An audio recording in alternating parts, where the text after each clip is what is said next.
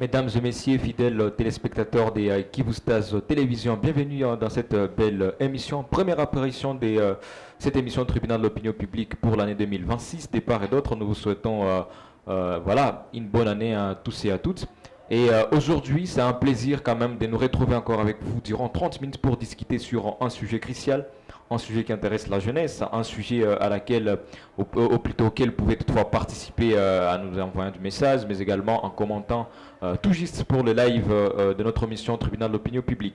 Alors aujourd'hui, nous avons l'honneur d'accueillir Madame Magnifique Gakourou. Bonjour. Bonjour, messieurs. Quelles sont les bonnes nouvelles? Ça va, on est en vie. Dieu fait grâce. Oui. Quelle est votre impression de participer pour la première fois, surtout pour l'année 2026, dans cette émission Tribunal de l'opinion publique? Pour moi, c'est un honneur d'être la première participante à cette émission. Et voilà, j'ai hâte de voir ce que ça va donner aujourd'hui. Alors, aujourd'hui, nous allons parler de l'accès des femmes à un emploi décent en RDC. Nous allons parler de la discrimination persistance, ou soit des obstacles structurels.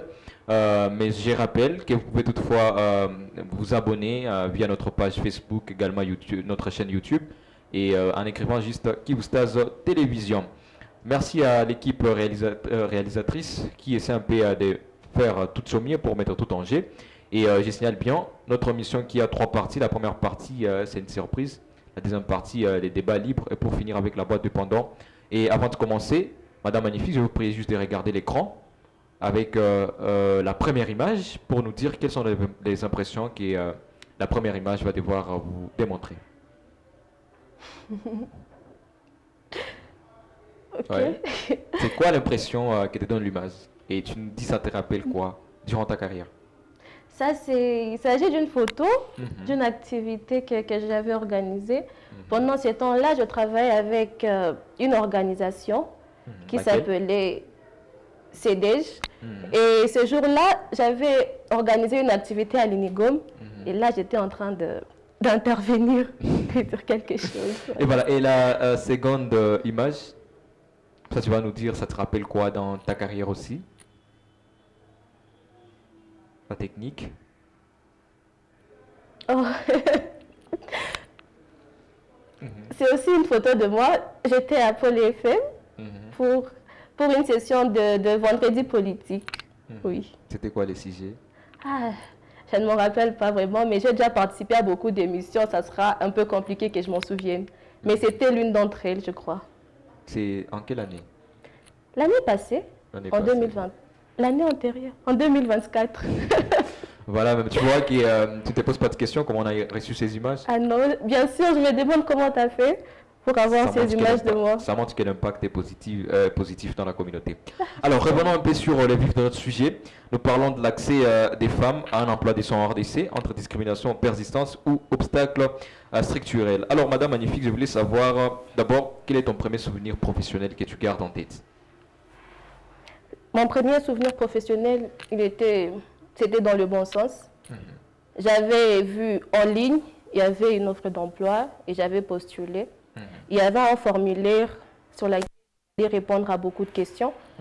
Et j'avais répondu à ces questions-là et fort heureusement pour moi, on m'avait appelé pour une interview. Et après, j'ai été retenue. C'était dans le cadre de CEDEJ. CEDEJ, bravo. Merci. Alors, sinon, actuellement, parlant de la RDC, quels sont les obstacles remarqués sur le marché d'emploi à ce qui concerne les femmes, surtout en parlant d'un emploi décent? Ok. En RDC, je crois qu'il y a beaucoup d'obstacles en ce qui concerne les femmes. Les obstacles majeurs. Majeurs. Ouais. Je crois que le premier obstacle que moi je peux citer est lié à la société. Et le deuxième que je peux citer est celui qu'on appelle le syndrome de l'imposteur, qui consiste au manque de confiance chez les femmes. Vous voyez. Et je vois que ça, ce sont les obstacles majeurs que moi, je remarquais au manque d'emploi décent chez les femmes. Mais aussi, je vais citer un autre obstacle qui est le manque d'emploi lui-même, qu'il n'y a pas assez d'emploi pour tout le monde. C'est pourquoi nous remarquons beaucoup de chômage et beaucoup plus chez la femme. Effectivement, il y a beaucoup de chômage, comme je l'ai dit, il y a du manque de confiance. Et selon vous, ce manque de confiance, qu'est-ce qui provoque que beaucoup de femmes, malgré qu'elles ont pu étudier, je vois il y a des masterantes en droit, il y a des masterantes en économie, dans d'autres filières, mais qui n'arrivent pas à avoir confiance, malgré plus de 20 ans d'études, mais toujours il y a un manque de confiance. C'est quoi les soucis? Est-ce que c'est la société? Est-ce que c'est le parent? Ou soit ça provient juste de la personne elle seule? Il y a une chose que je dis toujours, c'est que quelque chose qu'on ne t'a pas appris quand tu étais enfant, c'est vraiment difficile que tu puisses grandir et qu'après on vienne t'inculquer ces notions et que tu les acceptes vraiment, réellement. Et en parlant de la femme, ce syndrome d'imposteur, ça part du fait que la femme, bien avant, au Moyen-Âge, vous savez, l'histoire, l'évolution de la femme, combien de fois elle n'était pas acceptée, elle ne pouvait pas prendre part à des décisions, elle ne pouvait pas entreprendre des choses et que la société l'accueille comme telle. Et je crois que c'est là d'où vient ce syndrome-là de l'imposteur. Même si aujourd'hui, il y a beaucoup d'associations féminines, même si aujourd'hui, il y a ce mouvement féministe qui a pris de l'ampleur, beaucoup de femmes, d'entre elles, n'arrivent pas à sortir de cette mentalité. Surtout les femmes africaines, n'arrivent pas à sortir de cette mentalité-là, de cette chose culturelle qu'elles ont reçue de l'enfance. Je crois que c'est surtout ça, la base de ce manque de confiance. Alors, est-ce que durant ta carrière, ça t'est déjà arrivé un jour de te dire que non, cette fois-ci, je ne postule pas parce que je trouve qu'il y a déjà des places qui sont prises ou soit c'est pour les hommes? Dans ma carrière, déjà, personnellement, je suis ouverte à des opportunités. Mais je ne peux pas dire que je n'ai jamais eu de doutes quand je postule. Parce qu'il y a deux fois où, il y a un jour, j'avais postulé sur une annonce, c'était toujours en ligne. Et par là, quand j'avais vu les critères et tout, je m'étais dit, ici, je n'ai pas vraiment la capacité. Je ne saurais pas comment m'y prendre. Mais quand même, j'avais essayé, ça n'avait pas marché, je n'avais pas été retenue. C'était quelque chose qui m'avait touchée, mais voilà. Et pour toi, est-ce que ça t'a beaucoup appris ou c'était juste passé, disant que non, les opportunités arrivent et passent? Ah non, ça m'avait beaucoup appris. Ça m'a appris. Quelle grande leçon? Surtout d'avoir confiance en moi, de ne jamais douter, parce que je me dis que si je n'avais pas été retenue, peut-être que c'est à cause de ces doutes que j'avais dès le départ, je n'avais pas assez de confiance pour savoir que ma candidature vaut les pesants d'or, c'est pourquoi je n'avais pas été retenue. Et ça m'a beaucoup appris à travailler sur moi, pour pouvoir, peut-être un jour, quand il y a d'autres opportunités qui arrivent, que je dépose ma candidature avec beaucoup de confiance. Alors, revenons un peu sur ton histoire parce que c'est récemment que j'ai pu connaître Magnifique. Revenons un peu sur ton passé. Quelle est la personne qui t'a beaucoup inspiré, parlant soit d'une dame qui t'a beaucoup inspiré et qui a laissé assez que quand même tu puisses aussi avoir cette confiance en soi et de dire non, je peux postuler à telle opportunité et avoir un rendement quand même positif ou soit avoir une réponse positive? Ça va peut-être vous étonner, mais c'est récent. C'est une femme que j'ai découverte très récemment. Elle s'appelle Waris Diris. C'est une Sud-Africaine. Je l'ai découverte à travers son film. C'est un film qui raconte son histoire. Et après, je suis partie chercher sur Internet, savoir qui elle est. Waris Diris, c'est une femme militante. Elle a milité, je crois, aux États-Unis contre l'excision. L'excision, le fait de mutilation génitale de jeunes filles et tout. Elle a vécu cette expérience en étant enfant et en grandissant dans le film, on démontre comment ça l'a vraiment bouleversée en tant que jeune fille. Et elle a pris la décision de militer. Si tu regardes les films, tu verras qu'au départ, ce n'était personne. Mais après, elle a réussi à avoir une influence. Elle était devenue top modèle. Et ça, elle m'a vraiment inspirée, elle m'a touchée à partir de petites choses. Elle a su choisir son combat. Et son combat a réussi? L'excision, c'est une pratique qui continue même dans certains pays, surtout musulmans. Je crois que cette pratique continue, mais avec son combat, je crois que c'est en train de diminuer. Je peux dire alors, ça comme ça. revenons un peu sur quelques proverbes. Il y a le premier proverbe qui dit dans l'histoire, il faut venir comme un roi et repartir comme une légende. Et en second, il y a un proverbe qui dit il n'y a pas de succès sans succession. Est-ce qu'après déjà ton chemin que tu as pu tracer, est-ce qu'il y a des personnes qui aujourd'hui peuvent dire que non, Magnifique Gakuru est une source d'inspiration pour moi, ou soit des personnes qui peuvent dire que non, aujourd'hui, je peux dire à Magnifique Gakuru, merci de m'avoir encadré, merci de m'avoir coaché, merci de m'avoir aidé dans différentes opportunités. Est-ce qu'il y a des personnes pareilles ici à Goma ou des pareilles dans le monde? Merci pour la question. Je ne dirais pas que j'ai déjà fait un long chemin. Je suis toujours en cours de route. J'essaie d'avancer et voir si je pourrais parvenir à quelque chose de grand. Mais d'ici là où je me trouve maintenant, je dirais que certainement il y a des gens qui me regardent et qui sont fiers de moi, de par ce que je suis, mis à part moi-même. Et par là, je parle spécialement de ma famille parce que ce sont des personnes qui me côtoient tous les jours. Elles m'ont vu grandir, elles m'ont vu faire du chemin jusque là où je suis maintenant. Et je suis sûre que lorsqu'elles regarderont l'émission, elles sauront qu'en tout cas, je suis en train de dire vrai, qu'elles sont fières de moi et que je peux dire que je les inspire d'une manière ou d'une autre. Et est-ce qu'elles ont déjà déclaré cela? Bien sûr, bien évidemment. Il y a quelqu'un sur la route? Tu dis? Il y a quelqu'un sur ta route? Quelqu'un qui a déjà déclaré ouvertement emboîter les pas, ça veut dire, bon, on peut le déclarer, mais sans que l'on puisse emboîter la route, ce n'est qu'il il y en a qui essayent, mais vous savez, nous ne sommes pas tous pareils, donc on essaie un peu et voir si ça va donner.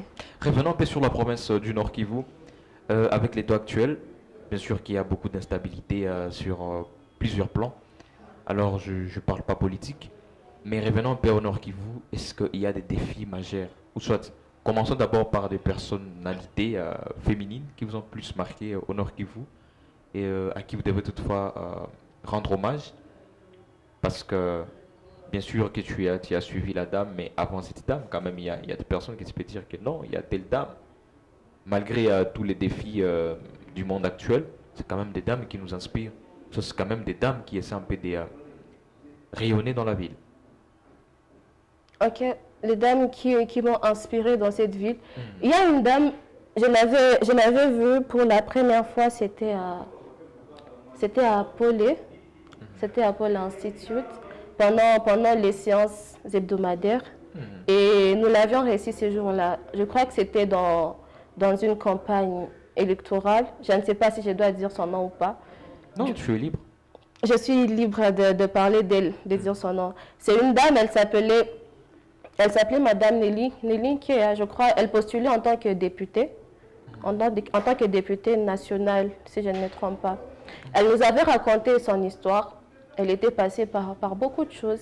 Et en elle, j'avais remarqué que c'était une femme qui, malgré tout, elle avait décidé de se mettre en avant malgré ces choses par lesquelles elle était passée.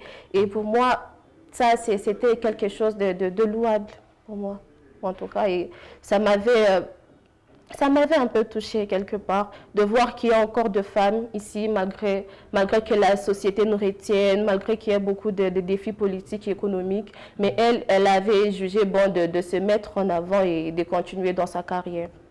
Mais aussi, si on donnait aujourd'hui l'opportunité à Madame Magnifique Gakuru de s'exprimer devant toutes les femmes, toutes les jeunes filles de la province du Nord Kivu, quelle peut être une recommandation claire, nette de Madame Magnifique Gakuru?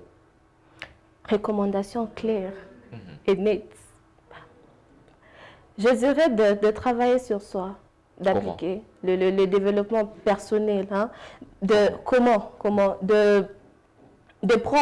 prendre assez de temps pour elle, pour se connaître, hein, se connaître et savoir ce qu'elle est, même si elle ne sait pas ce qu'elle aime, qu'elle sache au moins ce qu'elle n'aime pas. Parce que quand tu sais au moins ce que tu n'aimes pas, tu es capable de savoir quel genre de personne tu ne veux pas dans ta vie, quel genre de choses tu ne veux pas que ça puisse un jour arriver dans ta vie. Et quand tu travailles sur toi, quand tu prends le temps de te connaître, de savoir ton identité, je crois que cela peut t'aider à faire de meilleurs choix dans la vie et à continuer. Et ne trouvez-vous pas qu'il y a certains stéréotypes, des stéréotypes dans notre société qui semblent être réels? Comment? Des stéréotypes qui semblent être réels? Dans quel sens? Qu'il y a certains emplois destinés aux hommes et certains emplois destinés aux femmes. Non. Non. Je ne peux pas être d'accord avec ça. Je te reviens à l'aide d'un exemple. Oui. imaginez-vous, Magnifique est une maman. Mhm. Je prends un nom au hasard, marié soit à un monsieur appelé Nourka, tout ça. Mhm. Et puis, par hasard, Mhm. soit il s'est fait tard, il est 19h-20h. Ouais, Et que tu t'es dit que tu veux envoyer un enfant et tu as une fille et un garçon. ouais. Et la fille est la plus grande, la plus âgée. Et le Mhm. garçon qui a par exemple 8 ans et la fille qui a 12 ans. Entre les deux enfants, lesquels tu vas envoyer. Si je veux envoyer un enfant à 19 heures, Mhm. en tant que parent responsable, je gérer moi-même. Non, tu vois là, je donne un choix entre les garçons et la fille. Déjà, je suppose que mon enfant, mes enfants, le garçon et la fille, ils sont tous les deux mineurs. Bon, prenons alors 20 ans et 18 ans. 20 ans et 18 ans. Dans ce cadre-là, à 19 heures, j'envoie à qui dehors? J'enverrai la personne qui sera prête à y aller. Oui, parce que et la fille et le garçon, ils sont tous capables de sortir. Je prends mon exemple. Chez moi, à la maison, le quartier, il est bondé. Il est bondé et je suis une fille, nous avons un garçon. Mais vous remarquerez que chez nous, il n'y a que nous qu'on envoie. Il n'y a que les filles qu'on envoie, alors que nous avons un garçon. Du coup, choisir entre une fille et un garçon pour envoyer à une boutique à 19 heures, je prends la personne de mon choix. Et puis, as-tu déjà vu une femme concaqueuse, voilà. Tu casses les pierres. Qui casse les pierres? Non, pas encore. Mais j'ai déjà vu une femme taxi. J'ai déjà vu une femme convoyeur. J'ai déjà vu une femme qui porte de... Tu vois les trucs qui se passent à Biréré? Il y a un camion qui est là et les personnes sont en train de décharger. On vous donne après quelques francs et tout. J'ai déjà vu une femme faire ça. C'est qui à la base étaient des mini-travaux destinés à l'homme, tu vois. Destinés à l'homme, mais il y a des femmes qui le font aujourd'hui. Et elles le font aussi bien. C'est à encourager, bien sûr. Et parlant de l'emploi décent, est-ce que les femmes doivent toutefois attendre seulement être dans des bureaux ou soit être qui est là en train d'observer, juste attendre les miracles des dieux pour travailler ou soit n'importe quel travail? Il n'y a pas des travaux limités à elle. Je sais que pour la femme, et même pour l'homme, le travail, c'est quelque chose de pratique, de concret. Tu ne peux pas attendre avoir un miracle pour trouver du travail. Alors que ce soit pour l'homme, que ce soit pour la femme, si tu ne te bouges pas un peu, eh bien, ça sera compliqué, ça sera compliqué. Et avoir la qualité d'observatrice dans une quête d'emploi, ce n'est pas vraiment donné, ça ne peut pas payer. Parce que une personne observatrice, c'est-à-dire que tu ne fais rien. Tu es là, tu t'assois, tu vois ce qui se passe et tu ne te lances nulle part. Et ça ne paye pas. Alors, qu'est-ce que tu recommandes à ces femmes-là qui attendent juste des opportunités et ne pas chercher des opportunités? Je leur recommande de se bouger un peu, de se bousculer même au minimum. Au minimum. Oui. Alors, voilà, c'est l'émission Tribunal de l'opinion publique. On parlait de l'accès des femmes, plutôt on parle de l'accès des femmes voilà, à un travail décent en RDC, entre les discriminations sociales, soit les obstacles structurels. Et nous avons quand même cette opportunité de discuter avec Madame Magnifique Gakuru. Madame Magnifique, nous passons à la dernière étape, qui est la boîte de Pandore. Je vais d'abord vous demander de choisir juste n'importe quel papier là-bas dans la boîte de Pandore, qui a des parties aussi. Ok. C'est quel numéro? Le 7. Tu peux montrer ça à la caméra? Numéro 7. Alors, c'est quoi la question liée voilà, au numéro 7? Quand as-tu eu l'impression de vraiment renaître? La fois où j'ai eu l'impression de vraiment renaître. Eh bien, monsieur Eli, ça fait une question, hein? Ah, je vais le dire. Ça s'est passé aussi à... C'était ma première fois que j'arrivais à Paul Institute. La première fois. Et là, on était en train de discuter, juste comme ça se passe d'habitude. Et il y avait le professeur Bernardin. C'est le CT Bernardin, merci. Qui était en train de circuler. Il m'a vu C'était ma première fois là-bas à Pôle et je crois que c'était sa première fois de me voir. Et après, il m'avait demandé de venir passer à l'émission, de venir passer à la radio le jeudi, parce que les émissions se passent les jeudis. Alors, j'y étais allée, j'avais peur, parce que c'était une première fois, je passe à la radio quand même. Je ne sais pas comment ça se passe, je ne sais pas comment est décoré les studios et tout. Et quand je suis arrivée là-bas, on avait discuté. L'émission s'était bien passée. Et quand je suis sortie de cet enclos d'épaule, je ne peux pas dire que c'est là que je me suis sentie renaître, mais je peux dire que je m'étais sentie différente. Différente dans le sens où je venais de faire quelque chose que je ne me pensais pas capable de faire. Alors, quand je suis sortie de cet enclos, je me suis sentie un peu légère, si je peux dire ça, légère, à l'aise. Et après, j'ai senti que les prochaines fois seraient bien plus faciles. Et voilà, je m'étais sentie Et ça a été positif. Ça a été positif. Alors, les derniers défis, il y a des personnes à qui tu comptes. Les personnes À qui tu as une confiance énorme. Oui, oui. Des personnes que tu peux appeler à n'importe quand et ils peuvent prendre de Prendre mon téléphone, répondre au téléphone. Oui. Là, je ne sais Mais pas. une condition que la personne soit une autorité. Que je l'appelle Et facilement, et qu'elle la réponde personne au peut répondre téléphone. au téléphone. Une autorité à qui tu peux compter. Sur qui je peux compter et que j'appelle à tout moment et va répondre au téléphone. Oui, oui. Ah non, non. Je ne pense pas avoir une autorité qui va répondre directement si je l'appelle. Je n'en ai pas. Mais quand même, tu as la confiance à la personne. Oui. Tu peux essayer de l'appeler. Et lui dire que tu es en direct d'une émission, tribunal d'opinion publique, tu essayes et voir si la personne peut décrocher. Parce qu'on dit toujours que les vrais amis sont des taxis les jours de pluie. Tu essaies de l'appeler. C'est un défi dans l'émission tribunal d'opinion publique. Tu appelles un numéro sur qui tu comptes. Et facilement, si la personne décroche, ça veut dire que la personne compte à toi et toi, tu comptes à la personne. Une personne, ok. Une personne sur qui je compte. Je n'ai pas mon téléphone sur moi. Alors, je n'ai pas mon téléphone sur moi, malheureusement. Voilà, on va toutefois passer le portable. Je crois que il y a notre technique, l'équipe technique qui va essayer un peu de revenir et Merci. passer le portable. Et dans la mesure, voir dans quelle mesure vous allez toutefois répondre à ces défis. Vous appelez la personne. C'est vrai que c'est la partie la plus importante de l'émission avant de clôturer notre belle émission Tribunal d'opinion publique. J'appelle une personne sur qui je compte. Oui, oui. On va voir si la personne va décrocher. Il n'y aura pas de haut-parleur, hein? Non, tu peux mettre haut-parleur pour qu'elle comprenne quand même que la personne a décroché.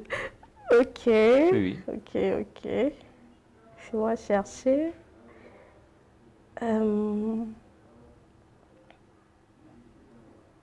Alors, chers auditeurs, chers téléspectateurs, voulais dire, vous êtes en direct de Kivustaz Télévision sur Facebook et sur YouTube. Et donc, n'hésitez pas à vous abonner massivement. Ici, nous sommes au dernier défi de notre émission Tribunal d'opinion publique qui vous apparaît chaque mardi et jeudi à partir de 12h. Et aujourd'hui, c'est magnifique. Gakuru, la première invitée pour ce mois de janvier et pour l'année 2026. Et elle est face au défi à la partie boîte de Pandore. Alors, magnifique, ça évolue de l'autre côté. Oui, petit à petit, ça évolue. La personne est connectée. Non, je ne pense pas qu'elles sont en ligne. Elles ne sont pas en ligne.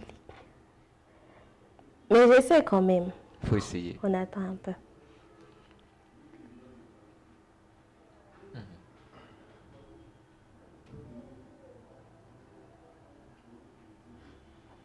C'est OK? Non.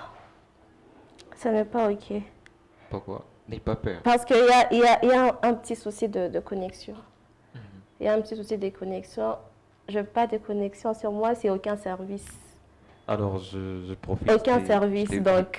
Je profite de te connecter Kivustaz est riche. C'est aucun service. Ouais, je te connecte avec des canal box de Kivustaz.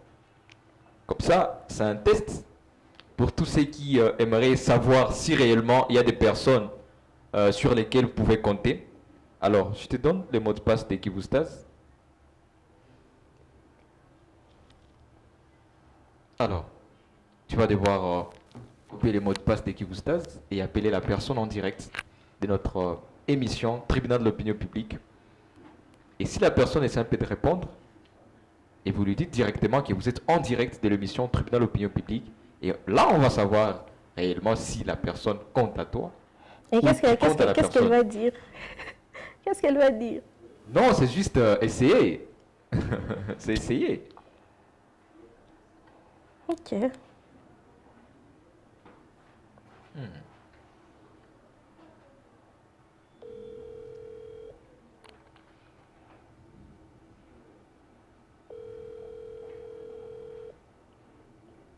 C'est quand même exceptionnel. On attend voir.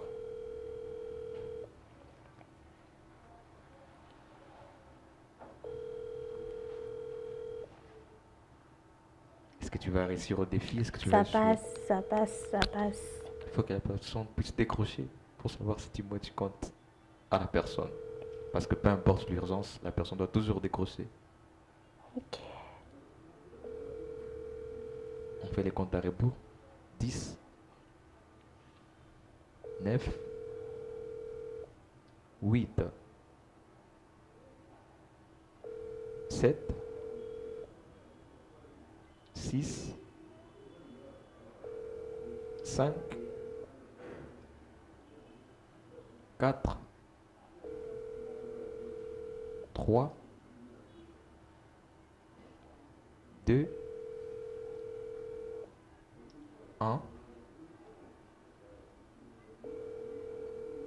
C'est tout.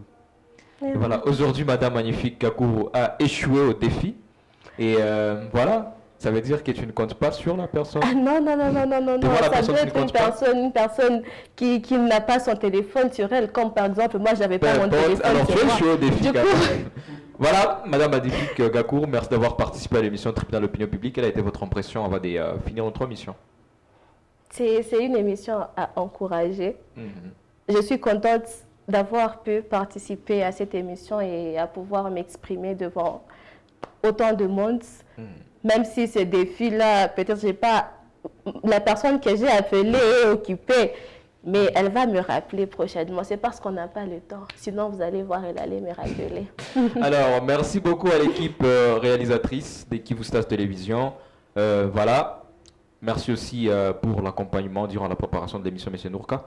Elie Chiro, j'étais à la présentation. À tous et à toutes, passez une excellente suite de journée accompagnée des programmes d'Equivoustas Télévision.